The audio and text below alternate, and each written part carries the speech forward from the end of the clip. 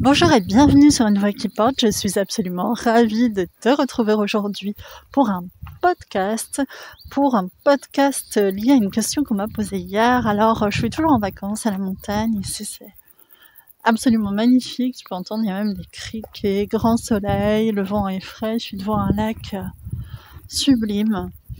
Et je voulais prendre le temps de répondre publiquement en fait à cette question qu'on m'a posée en off, dans le cadre d'une demande de coaching en l'occurrence, et d'accompagnement en hypnose. Et on m'a demandé est-ce que c'est la même chose l'hypnose de spectacle et l'hypnose en cabinet, en off. Et comme les questions hypnose en général vous intéressent beaucoup, je me suis dit que j'allais répondre à tout le monde. Alors si c'est pas déjà fait, tu mets un petit pouce sous la vidéo, tu partages si tu penses que ça peut intéresser des gens, tu t'abonnes, tu cliques sur la cloche et un petit commentaire en fin de vidéo si tu as trouvé ça intéressant. Alors, l'hypnose de scène et l'hypnose en cabinet, il est évident que l'objectif n'est pas le même. L'objectif de l'hypnose de scène, c'est d'être spectaculaire, d'impressionner les gens, d'aller vite. Et pour ce faire, on utilise une posture bien particulière, qui est une posture haute de l'hypnotiseur, qui est là pour impressionner et faire démonstration, ouvrez les guillemets, de ses pouvoirs, en tout cas de son pouvoir de suggestion sur les gens qui sont là. Donc, son objectif, c'est de faire quelque chose d'impressionnant. Ça signifie pas pour autant que ce n'est pas de l'hypnose, puisqu'il s'agit toujours effectivement de suggestion en passant par des méthodes hypnotiques. Alors là, il y a un peu plus évidemment d'importance liée au son, liée à la lumière. Il y a déjà un pré-travail qui s'est fait au niveau des attentes des spectateurs, puisque quelqu'un qui attend d'aller voir un spectacle d'hypnose et qui en parle à tout le monde depuis plusieurs semaines, c'est auto-conditionné à vivre quelque chose de fort et d'impressionnant. Voilà, donc il y a un contexte qui est très particulier, qui est celui du contexte de spectacle, et donc des méthodes et une posture qui sont adaptées.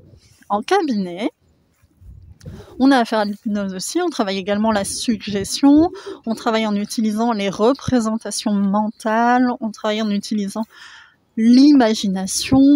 Voilà, les outils sont tout à fait similaires, mais la posture est complètement différente. La posture est différente, puisqu'en général en cabinet, on a moins affaire à une posture haute de domination, l'hypnotiseur n'étant pas là pour faire démonstration de son pouvoir sur la masse. Je le dis en rigolant, mais bon, l'hypnose de spectacle a son intérêt. Je ne dénigre pas du tout ce type d'hypnose, loin de là. C'est un phénomène qui est tout à fait intéressant à observer.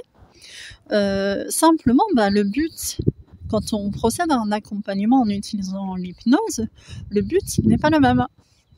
Le but, c'est d'aider une personne durablement à, avoir plus confiance en elle, à se défaire, j'en sais rien, d'une phobie, peu importe. Ça peut être effectivement travailler sur les représentations, l'image de soi et tout ça pour perdre du poids. Enfin voilà, vous imaginez bien que ce faisant, forcément, c'est un type d'hypnose qui est très très différent de ce qui peut se passer lors d'un spectacle. Voilà. Alors, des deux côtés, on a affaire à l'hypnose quand même. On utilise des outils qui sont similaires. J'ai commencé à te parler de représentation. On utilise la transe hypnotique. Alors, la manière dont on met en transe en cabinet et sur scène est en général très différente. Sur scène, il faut aller vite. Donc, on fait des pré-tests de suggestibilité. On fait des petits pré-tests discrets pour voir qui, parmi les spectateurs, est le plus spontanément réactif. Il y a des présélections de gens qui se font. C'est pas parce qu'il y a des gens d'ailleurs à ce propos qui sont plus réactifs en hypnose de spectacle que d'autres que tout le monde ne peut pas être hypnotisé. Simplement, c'est des gens qui auront le terrain sera propice à ce moment-là en utilisant cette méthode-là. Peut-être qu'effectivement, ils se seront beaucoup autoconditionnés, peut-être qu'ils auront été particulièrement impressionnés par la figure de l'hypnotiseur. Enfin, ça peut dépendre d'un certain nombre de conditions. Cela dit, tout le monde est susceptible d'être hypnotisé et tout le monde d'ailleurs vit des transes hypnotiques. Ça signifie pas pour autant qu'on est tout le temps en transe hypnotique, mais c'est un vécu qui est habituel, commun, quotidien. J'en ferai peut-être une vidéo un jour d'ailleurs pour parler un peu des transes hypnotiques du quotidien. Simplement, la transe hypnotique est présente en cabinet et en spectacle. Donc il y a des différences, il y a des points communs. Dans les deux cas, c'est l'hypnose. Dans les deux cas, on a affaire à des trans hypnotiques. Simplement, l'objectif n'est pas du tout le même. D'un côté, on a un objectif qui est purement ludique, spectaculaire. Il faut que les gens partent en se disant « Waouh, on a vu des trucs incroyables, c'est allé très vite, c'était très impressionnant. » Et de l'autre, on veut plutôt obtenir un changement de la personne, un changement souhaité par la personne, en modifiant en profondeur